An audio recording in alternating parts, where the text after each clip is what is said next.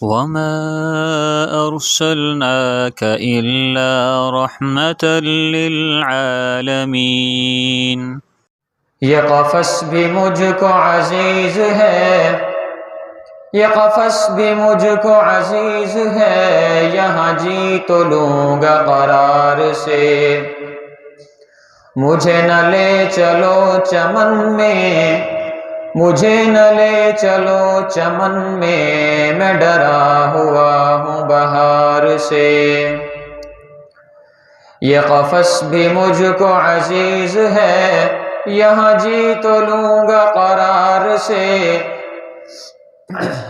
یہ قفس بھی مجھ کو عزیز ہے، یہاں جی تو لوں گا قرار سے۔ مجھے نہ لے چلو چمن میں ڈرا ہوا ہوں بہار سے۔ معزز سامعین کرام، اللہ تعالیٰ کے حضور دعا ہے کہ اللہ تعالیٰ جو الفاظ میری زبان سے ادا کروائیں، حق اور سچ ادا کروائیں، اور مجھے اور آپ کو اس پر عمل کرنے کی توفیق عطا فرمائیں۔ سامعین کرام،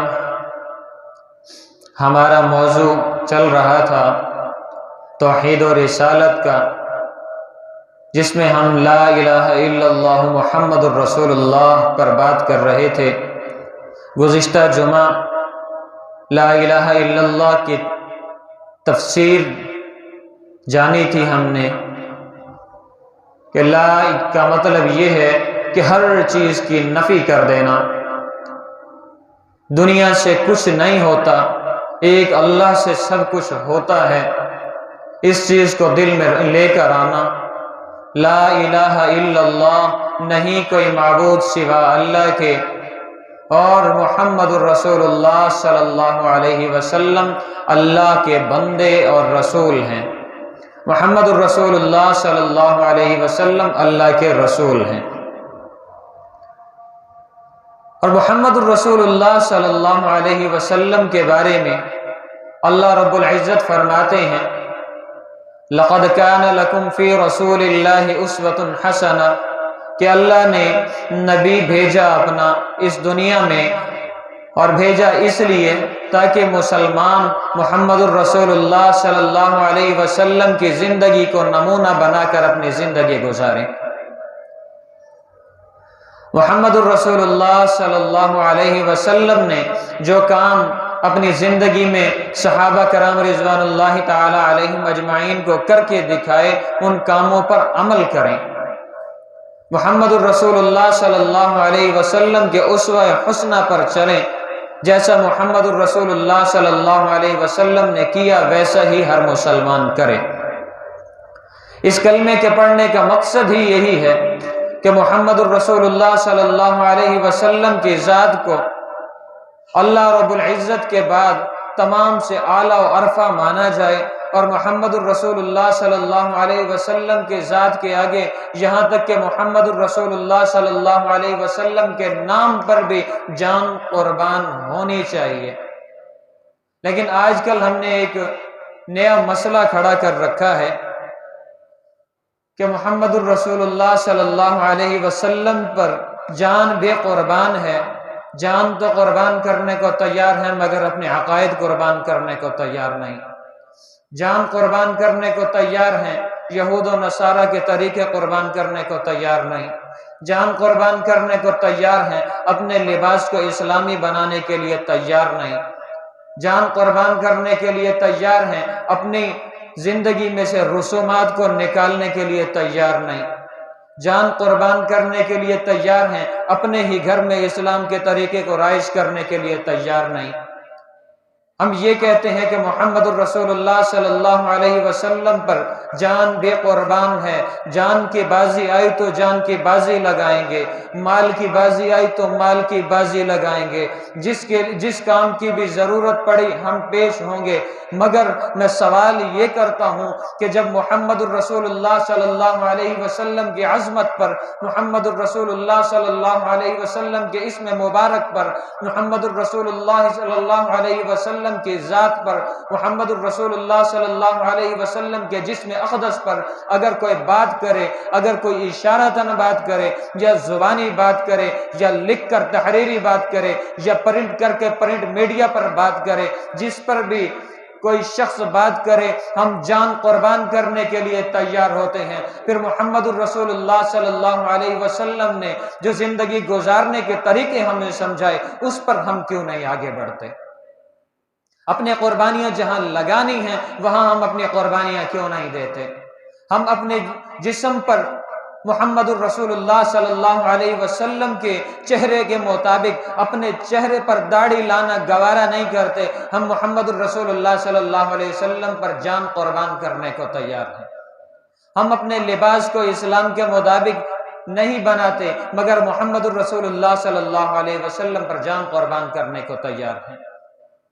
ہم اپنے سر پر محمد الرسول اللہ صلی اللہ علیہ وسلم کی طرح اپنے سر کو ڈھانک کر نہیں رکھ سکتے مگر جان قربان کرنے کے لیے تیار ہیں۔ یقین جانے کہ جو شخص محمد الرسول اللہ صلی اللہ علیہ وسلم کے طریقے کو اپنا نہیں سکتا، محمد الرسول اللہ صلی اللہ علیہ وسلم کے اسوہ حسنہ پر عمل درآمد نہیں کر سکتا، اس پر عمل نہیں کر سکتا، اس طریقے سے اپنی زندگی کو نہیں سنوار سکتا، وہ ڈھونگی ہے، وہ صرف زبانی کلامی کہتا ہے کہ جان قربان کر دوں گا۔ کیوں؟ جب ہمارے دل میں محمد الرسول اللہ صلی اللہ علیہ وسلم کی عزت، محمد الرسول اللہ صلی اللہ علیہ وسلم کی عظمت اس طریقے سے آ جائے گی کہ محمد الرسول اللہ صلی اللہ علیہ وسلم کی تمام سنتوں پر عمل کر نہیں سکتے مگر کوشش کر سکتے ہیں۔ اگر وہ کوشش بھی نہیں کرتا، اگر محمد الرسول اللہ صلی اللہ علیہ وسلم جیسا بننے کے لیے سوچتا بھی نہیں، طریقے نصرانیوں کے، طریقے یہودیوں کے، طریقے ہندوؤں کے اپنانے کے بعد یہ کہے کہ محمد الرسول اللہ صلی اللہ علیہ وسلم پر جان قربان ہے، تو پھر محبت تو نہیں ہوئی۔ محبت تو یہ ہے کہ جیسے محمد الرسول اللہ صلی اللہ علیہ وسلم نے زندگی گزاری، جیسے اللہ کے احکامات مانے ویسے ہی زندگی اپنی گزارے اور ویسے ہی اللہ کے احکامات مانے، تب جا کر محمد الرسول اللہ صلی اللہ علیہ وسلم پر جان قربان کرنے میں مزہ بھی آئے گا۔ اگر ہم خالی جان ہی قربان کرنے کے دعوے کرتے رہے نا، یقین کریں کہ آج یہود و نصارہ جو سر چڑھ کر بول رہے ہیں، یہ صرف اس وجہ سے بول رہے ہیں کہ آج مسلمان صرف زبانی دعویٰ ہی کر سکتا ہے کہ میں مسلمان ہوں، صرف زبانی کلمہ پڑھ سکتا ہے کہ میں مسلمان ہوں، صرف محمد الرسول اللہ صلی اللہ علیہ وسلم کی عظمت پر زبانی نعرے لگا سکتا ہے کہ میں مسلمان ہوں، صرف محمد الرسول اللہ صلی اللہ علیہ وسلم پر جان قربان کرنے کے کھوکھلے دعوے کر سکتا ہے کہ میں مسلمان ہوں۔ اس کے علاوہ ہم لوگوں کے اندر اسلام اور محمد الرسول اللہ صلی اللہ علیہ وسلم کی محبت کہیں نہیں۔ اگر آج ہمیں کوئی یہ کہے کہ میری شادی ہے، اس شادی میں ڈھول باجا نغارہ نہیں چاہیے، ہم کہتے ہیں کہ میرا بھائی تیرا دماغ خراب ہو گیا ہے، تو پاگل ہو گیا ہے۔ اگر آج میں توتی نغارے نہیں بجاتا، میں ڈھول نہیں بجاتا، یہاں پہ طبلے کی تھاپ پر اپنی بچیوں کو نہیں نچاتا، تو پھر میں اپنے معاشرے کے ساتھ کیسے چلوں گا؟ ہمارا قانون تو یہ کہتا ہے، لیکن اللہ کا قانون یہ کہتا ہے کہ شادی کر مگر سادی کر۔ جیسے محمد الرسول اللہ صلی اللہ علیہ وسلم نے اپنے بچوں کی کر کے دکھائی، خود کر کے دکھائی، ویسے اپنے بچوں کی کر، ویسے اپنی کر۔ محبت تو تب ہے کہ اپنی شادیوں میں رسومات کو نکال باہر کریں اور اسلام کو رائج کریں، تب میں مانتا ہوں کہ محمد الرسول اللہ صلی اللہ علیہ وسلم کی ذات پر، محمد الرسول اللہ صلی اللہ علیہ وسلم کے نام پر جان قربان کرے گا یہ شخص۔ شادی تو شادی ایک خوشی کا موقع ہے۔ اگر ہم اموات کی طرف چلے جائیں، یقین کریں کہ اسلام نے کہیں پر بھی یہ پابندی نہیں لگائی کہ تم تیجا بھی کرو گے، تم جمعرات بھی مناؤ گے، تم 10واں بھی کرو گے، تم 40واں بھی کرو گے، تم برسی بھی مناؤ گے۔ اسلام نے کسی پر یہ پابندی عائد نہیں کی۔ آج ہم لوگوں نے اسے اس طریقے سے اپنی زندگیوں میں پختہ کر دیا ہے کہ آج ایسا محسوس ہوتا ہے کہ شریعت کے نفاذ میں یہ بھی ایک چیز شامل تھی کہ تیجا بھی کرنا ہے، کلخانیاں بھی کرنی ہیں، یہ سارا کچھ کرنا ہے، بھلے جیب اجازت دے بھلے نہ دے۔ میں نے ایسے ایسے گھرانے بھی دیکھے ہیں کہ صرف تان بازی سے بچنے کے لیے وہ کسی نہ کسی سے ادھار پکڑ کر آتے ہیں، اگر ادھار نہیں پکڑتے تو کہتے ہیں کہ ساری زندگی باپ کے کھلانے پر، ساری زندگی باپ کے پالنے پر زندگی بسر کر دی، ساری زندگی اسی کے پیسے پر عیاشی کی، آج جب وہ مر گیا اسے بخشوانے کے لیے ہمیں کھانا بھی نہیں کھلا سکتے۔ خیرات کا مطلب کیا ہے؟ خیرات کا مطلب یہ ہے کہ خیرات میں امیر سے لے کر غریب تک، سائل سے لے کر کمانے والے تک، ہر شخص اس خیرات کے کھانے کو کھا سکتا ہے۔ اگر کسی کے ایصال ثواب کے لیے خیرات کرنی ہے تو پھر اس طرز پر کریں کہ اس کے لیے ایصال ثواب کر رہے ہیں، غرباء کو، مساکین کو، یتیم کو بلا کر کھانا کھلا رہے ہیں۔ اور آج اگر میرا پڑوسی بالکل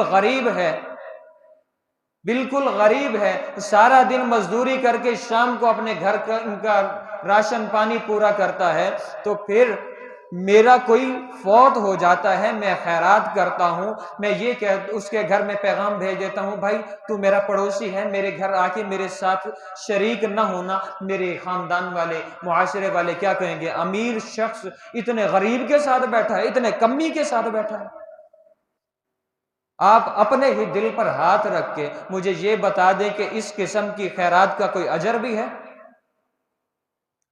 اس قسم کی خیرات کہلائے گی یا صرف دکھلاوا کہلائے گا؟ ہاں بھائی میرے پاس اتنا مال ہے، میں تو اتنا بڑا مالدار ہوں۔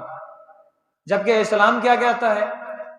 اسلام کہتا ہے کہ احد پہاڑ عرب میں بہت بڑا پہاڑ ہے، احد پہاڑ جتنا تیرے پاس سونا چاندی ہے، تو اللہ کے راستے میں خرچ کرتا ہے، خرچ اس نیت سے کرتا ہے کہ یہ میں خرچ کر رہا ہوں، لوگوں کو دکھاؤں گا کہ اتنا بڑا پہاڑ میں نے خرچ کر دیا۔ روز قیامت اس کی ایک ایک پائی کا حساب چکانا پڑے گا۔ اور اگر خلوص نیت سے ایک کھجور کا دانہ اللہ کے راستے میں خرچ کر دیا تو اللہ تعالیٰ فرماتے ہیں کہ میں احد پہاڑ کے برابر تجھے نیکیاں دوں گا۔ اللہ فرماتے ہیں کہ میں احد پہاڑ کے برابر نیکیاں دوں گا۔ اور ہم کیا کرتے ہیں کہ اپنی مال کو، اپنے آپ کو ظاہر کرنے کے لیے تمام کی تمام بدعات میں آگے بڑھ جاتے ہیں۔ رسومات ہیں یہ، اور رسومات میں جو بندہ آگے بڑھتا ہے میری نظر میں وہ بندہ خالص اللہ کے لیے کچھ نہیں کر رہا۔ ہم اگر دیکھیں کہ جتنی بھی رسومات ہمارے درمیان ہیں، فوتگی کی ہے، شادی کی ہے یا عام زندگی کی ہے، اس کی اگر پس پشت دیکھیں تو تمام کی تمام رسومات ہندوانہ ہیں، مسلمانوں کی رسومات نہیں ہے۔ یہ تمام کی تمام ہندوانہ رسمیں ہیں۔ آج شب برات کی رات آنے والی ہے اور ہم لوگ اس میں ایک رسم کریں گے کہ پٹاخے بجائیں گے۔ پٹاخے اگر ہندوانہ رسم کی طرف جائیں تو دیوالی کو ان کے دن پٹاخے بجائے جاتے ہیں۔ آپ نے دیکھا ہوگا اکثر سنا جاتا ہے ہیپی دیوالی، اس دن پٹاخے بجائے جاتے ہیں، ایک دوسرے پر کو تنگ کیا جاتا ہے، یہاں تک کہ گزرنے کا راستہ نہیں ہوتا۔ کیا ہے جی؟ ہم جی دیوالی منا رہے ہیں، ہم نے اسے شب برات کا نام تو دیا، شب برات کا نام دے کر اتنی بڑی عبادت کی رات کو ہم لوگوں نے کیا کیا؟ پٹاخوں میں بدل دیا۔ اس رات ہم پٹاخے بجاتے ہیں، ماں باپ خود اپنے پیسے خرچ کر کے بڑے بڑے کارٹن لے کے آتے ہیں کہ میرا بچہ صحیح دین کا مذاق بنائے گا، میرا بچہ صحیح طریقے سے ہندوانہ رسومات کو ادا کرے گا، میرا بچہ صحیح طریقے سے پتہ چلے گا کہ مسلمان کا بچہ نہیں ہندو کا بچہ ہے۔ اللہ تعالیٰ نے تو یہ رات اس وجہ سے بنائی کہ لوگ آئیں، میرے بندے آئیں، میرے سامنے سر بسجود ہوں، میرے آگے دعا کے لیے ہاتھ اٹھائیں، میں ان کی مغفرت کروں۔ یقین جانے کہ ایسا شخص جو سنت کا قتل کرتا ہے اور محمد الرسول اللہ صلی اللہ علیہ وسلم کی سنت کو قتل کرنے کے بعد اللہ کے سامنے پیش ہوتا ہے اور کہتا ہے کہ یا اللہ مجھے بخش دے، اللہ فرماتا ہے کہ سنت کے قاتل کو میں کبھی نہیں بخشوں گا۔ اور پھر خاص طور پہ وہ شخص جو سنت کا قتل کرتا ہے اور کہتا ہے ہاں اب میں ٹھیک لگ رہا ہوں، وہ شخص ایمان سے بھی فارغ ہو جاتا ہے، کیونکہ سب سے اہم چیز اللہ کے بعد محمد الرسول اللہ صلی اللہ علیہ وسلم کی زندگی ہے، اور محمد الرسول اللہ صلی اللہ علیہ وسلم کی زندگی کو اگر نمونہ بنا کر چلیں گے تو دنیا میں بھی کامیابی ہے، آخرت میں بھی کامیابی ہے۔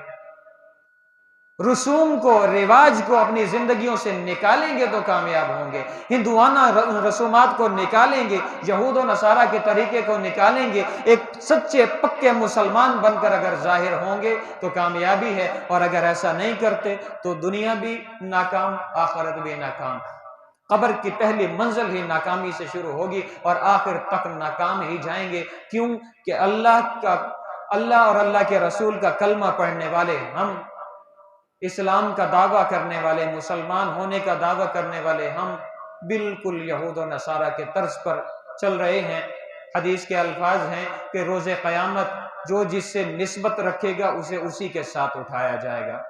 اگر میں یہ سمجھتا ہوں کہ یار وہ یہودی ہے نا، اس کا طریقہ بہت اچھا ہے، مجھے ویسا ہی کرنا چاہیے، ہوں میں مسلمان، کرنا مجھے یہودی کے طریقے پر چاہیے، تو یاد رکھیں کہ جب وہ روز قیامت اٹھایا جائے گا، یہودیوں کے قبرستان میں سے اٹھایا جائے گا، مسلمانوں کے قبرستان میں سے نہیں۔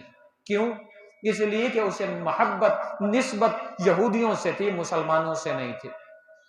اللہ تعالیٰ مجھے اور آپ کو دین حق کو سمجھنے اور اس پر عمل کرنے کی توفیق عطا فرمائے۔ وآخر دعوانا الحمدللہ رب العالمین۔